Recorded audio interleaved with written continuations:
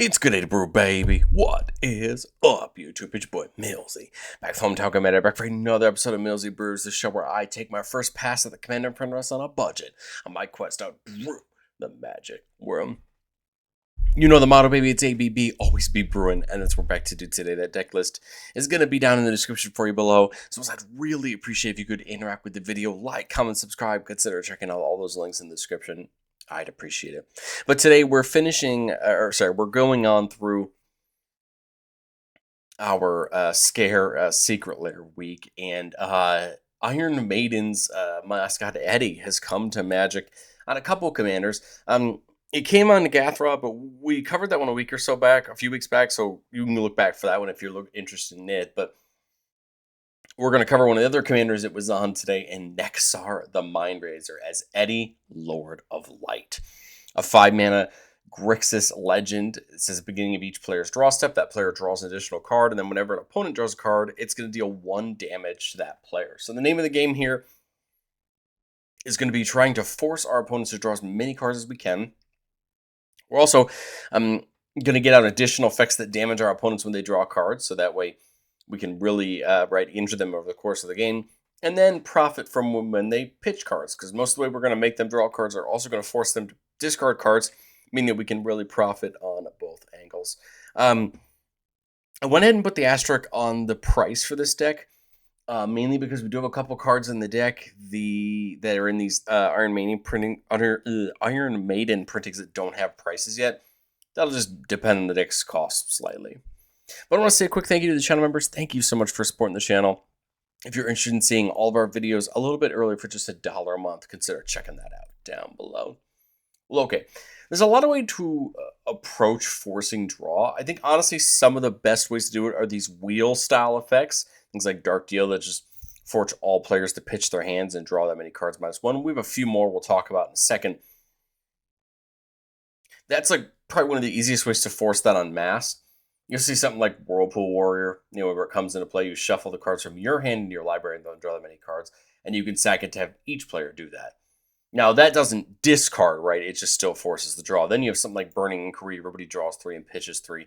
So you can see, we're going to see a little bit of variation on how you do this, right? You have things like Echo of Aeons, that's just going to have everybody shuffle their hand in their graveyard into the library and draw 7. Molten Psyche, same thing, everybody shuffles in and draws that many cards. Days Undoing has everybody shuffle their hand and their graveyard in the library and draw 7. So as you can see, they're not all just going to be pitch and then draw. You have some just draw. But we do have some pitch and draw, things like Whispering Madness. Everybody discards his or her hand and then draws them cards equal to the greatest number of cards a player discarded this way. Same thing with something like Windfall, right? One of our cards to get printed with Eddie on it. Everybody pitches their hand and then draws. So you can see that it's not just, shuffle in, although we see more of that on something like Winds of Change. I think it's easy to discount the forced draw that has everybody shuffle back in. But when we realize that all we care about is forcing players to draw, they work equally as well, and they still help us out. Same thing with Wheel and Deal, but interesting, we get to choose any number of opponents to each do it. So we get to choose which opponents we want to do it.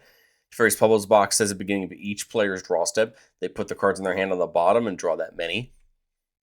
This is a nice way to basically just force that extra draw every time, making sure they're drawing so many cards each turn. Dictated Crewfix, just giving them an extra card draw each turn. I think you can kind of see that, even an extra card or two each turn is not nothing. It's an added damage or two, right, as we think about Nekusar. But that's when we're adding things like Fate Unraveler and Cataract Parasite and Ob Nixilis that are going to continue to deal damage to players when they draw cards. And it's important to remember that our opponents may be trying to draw cards on their own.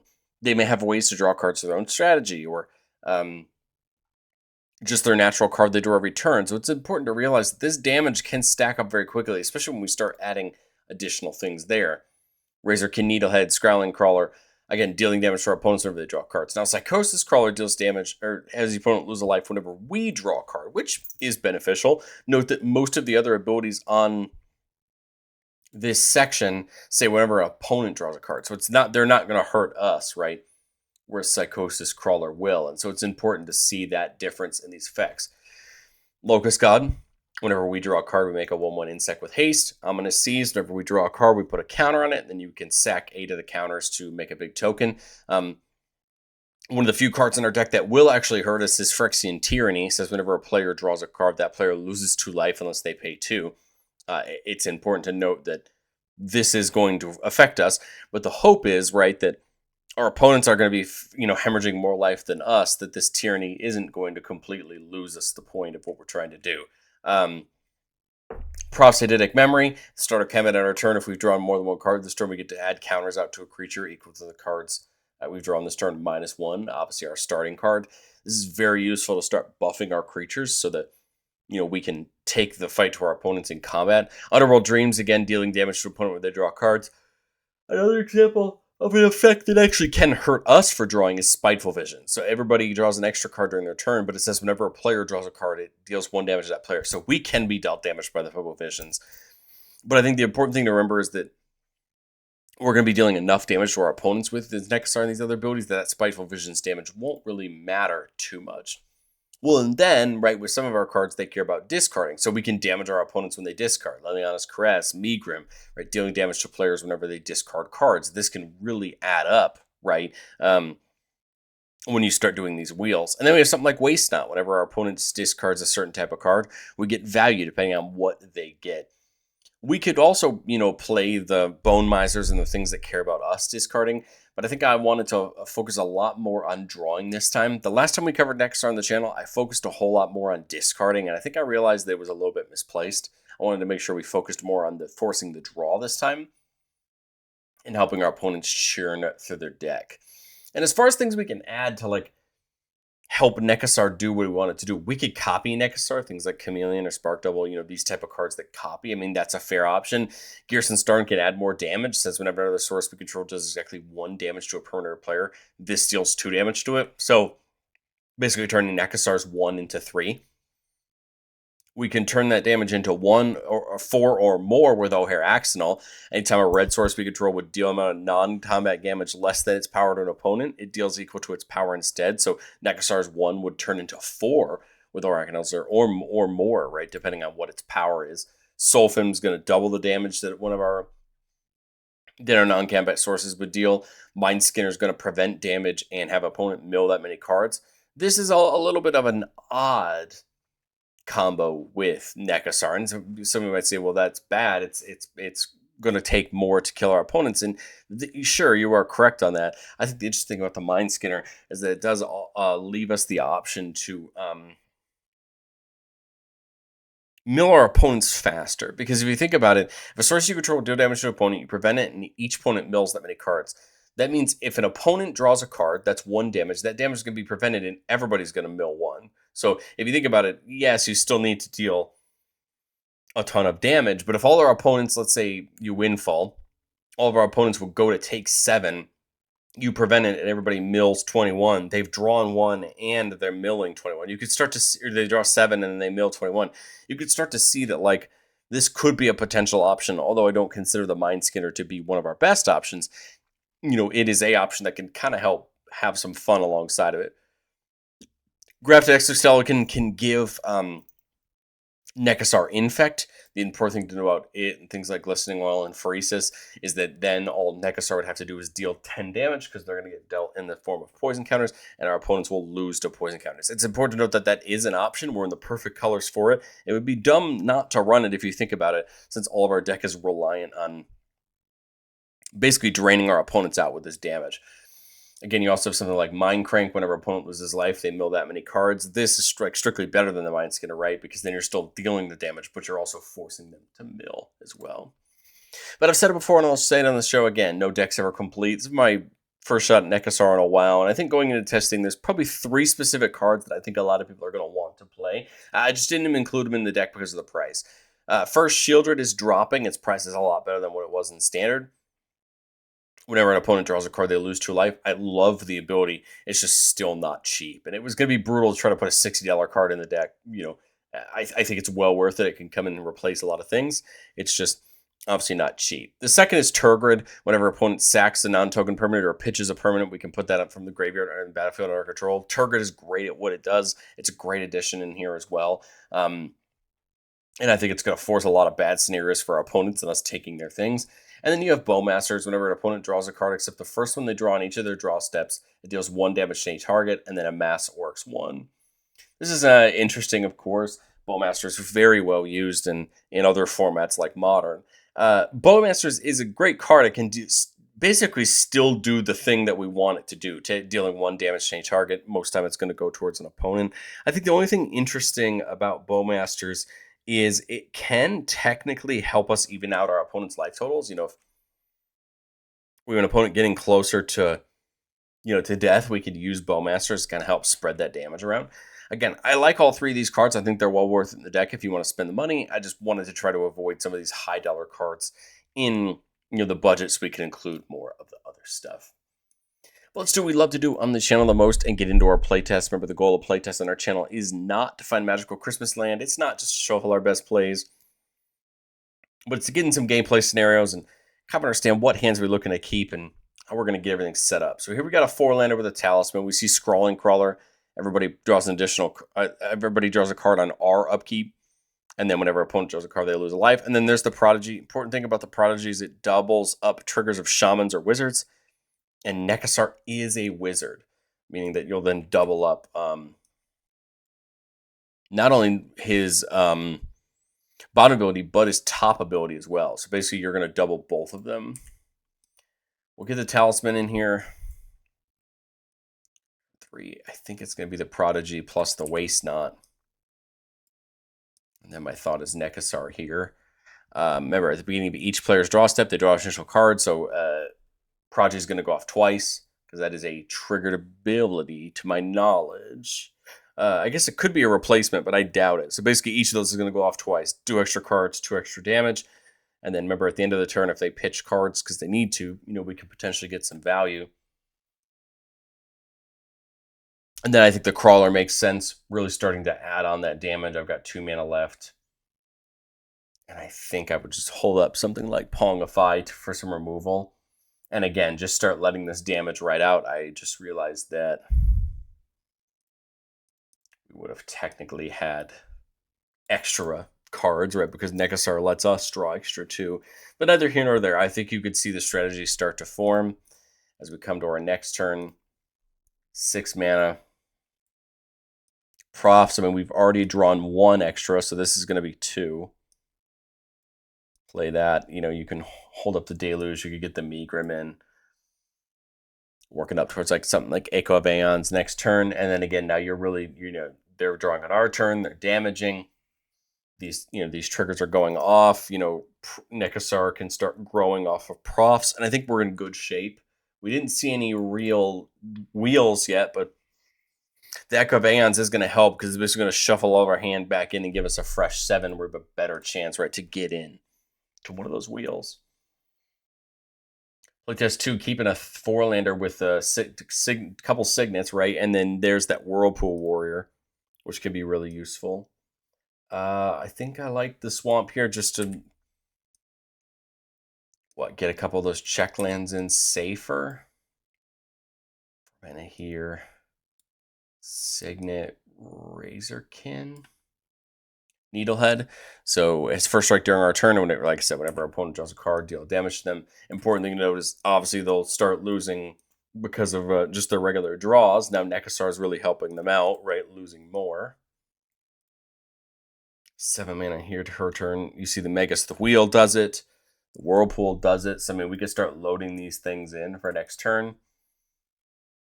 Again, going around the table, opponent's getting more damage. 8 mana. Could hit the wheel if we want to. The red part of Whirlpool Warrior is a shuffle their hand into the library and draw that many cards. It's not a shuffle graveyard, right? So if we pitch something with the Magus, right, we can't get it back. But I think you could start to see we've got some damage outlets. We got some wheels. We could hit something like the Warrior to try to dig for another wheel outlet if we don't want to just Magus the wheel. But, the other important thing to note is that you could Magus, already pitch their hand and draw 7, and then you can Whirlpool to have everybody shuffle that hand back in and draw 7 more. So now you're basically having everybody draw 14 in a turn, which is currently 28 damage with Nekusar and Needlehead sitting there. So you can start to see where multiple of these effects in one turn is how we're really going to probably most of the time push a game towards completion. And note that with, 8 mana? Molten Psyche is 3. Magus is 2. Whirlpool's 1. So that's 6 mana to go 7, 14, 21, double this lethal this turn, if nobody has a response. You could start to see where, like, with just Nekusar, that would be not enough. But as you start to pair these together, you could see we're having multiple of these in a turn, right? Is where really we can take advantage of ending the game, more efficiently with Nekusar. And these playtests are going to be kind of quicker because honestly, like, there's only so much I can simulate from our end. We're going to try to get up to the mana right and make it happen. 3-lander with a couple signets. There's Mindcrank. There's Spiteful Visions. Again, I like Mindcrank. I think it's an interesting way to, like, put the hurt on your opponents. They're going to have to start pitching cards, right? Because they're going to be hurt by what, they have. 3 mana here. I think it's just the Mindcrank. Play Nekusar, right? Everybody's going to draw and take the damage. Blood Chief Ascension is a really nice one here. So beginning of an end step, if an opponent lost 2 or more life, on every turn, if an opponent lost 2 or more life this turn, you put a quest count in, and then anytime a card hits an opponent's graveyard, if it has 3 or more quest counters on it, that we can have them lose 2 life when we gain 2 life. So if we can get this online, it can really start hurting our opponents. And like Spiteful Visions is a great way to do that. Right, so Spiteful plus Blood Chief Ascension should be enough to just turn Blood Chief Ascension online before our turn, right? Because everybody's drawing 3 cards, right? 1 for their turn, 1 from the Visions, 1 from Nekusar. So that's 3 damage. There are milling 3 from the Crank, but that means that coming back to our turn, this should be online. So now, right, every time someone, a card hits somebody's graveyard, they're going to lose a ton of life. And the important thing there is that there's a couple ways we can do that. We have Burning Inquiry, gets a couple cards in their graveyard. Again, Molten Psyche is going to go off, forcing everybody to lose life equal to the number of cards that they've drawn this turn. So if we could take advantage of Psyche plus something else, that'd be really useful. But again, even the Psyche itself is going to have everybody dump their hands into the library, draw that many cards. They're going to get damage, right, twice here. Mindcrank's going to go off milling them. And I mean, if you're going to go the Psyche route, we should be able to Underworld Visions and then Psyche. So now they're losing 3 damage, right, per card. And then you can really start to see where, Molten Psyche plus Burning Inquiry could have been a fun turn. We just don't have the mana to do it. But I think Dreams plus the Psyche's still enough. That's 21 damage if they have a full hand. Less than that if they're not. They're still getting cranked for mill. Blood Chief Ascension is still hurting them on future turns. Not going to hurt them here because they're not discarding. But I think you could start to see where the turns where the games and the turns where we really see the pieces we want to see. We're going to be really able to set this up and have a ton of fun. Here we got a 3-lander with Soul Ring. All we see is the Inquiry and Profs and a Signet. So we don't have anything super sexy quite yet to get this set up, but that's okay. I mean, we can work on that. There's the Parasite, which is going to help. I think we cracked the Landscape. For a Swamp, get the Dimir Signet in. We could Profs, I just have nothing to put it on. I guess we could just get the Parasite in. I just don't want to Profs and then lose the value. Here, my thought is Nekusar. Everybody's going to start taking 2 damage for each card, right? Because Parasite's going to be online. Here, my thought is Harmonic Prodigy. That leaves 5 mana. Profs, draw cards. So now we're at 2 extra cards drawn this turn. And then Propaganda is my thought, just to slow our opponents down. Like put the counters on, Nekusar. And now, right, as we go through our opponent's turns, they're drawing extra, they're taking more damage. 2 from Nekusar, right? 1 from Ketarex, right? And then as we come back to our turn, there's at least 1 extra on the Profs. I think we Burning Inquiry, get the damage in. Profs get some more counters on Nekusar, can start attacking. And again, now we just want to be trying to drag our way into more of our wheel cards we just haven't seen yet, and I think we're in good shape. I know that the playtests are kind of slow, are kind of short, but like truthfully, I think we're practicing getting to the point where we have Nekusar, maybe another threat down, and then we start wheeling, because I think that's the thing you need to see, so that in a gameplay scenario where you're boards being affected and things are getting removed, that you know what to protect and what to play around. And I think truthfully at the end of the day, most experienced players are going to clock what you're trying to do. New players, it'll take them a day, a game or two to really understand what Nekusar is about. But Nekusar can just be very good at what it's trying to do, because a lot of decks just aren't built to deal with wheels. I mean, yes, you have counterspell and counterplay and thing like that, but it doesn't target, and the losing the life isn't targeted. So it's not like, or the damage it's dealt to them isn't targeted. Yes, they can get around it with, protection and things like that. But again, the number of ways to get around Nekusar's damage is a lot smaller than, probably the ways that either opponents can't interact with Nekusar other than removing it, or just not being prepared for what a deck like this can do. But I'd love to know, what do you think of Nekusar? Are you getting the new Eddie version? I do think Nekusar has a couple really cool versions. If you don't have the Eddie version, I like this other, version that came out a bit ago. But again, I think the Eddie version is kind of cool as well. So I'd love to know what you think of Nekusar, and I will catch you on the next.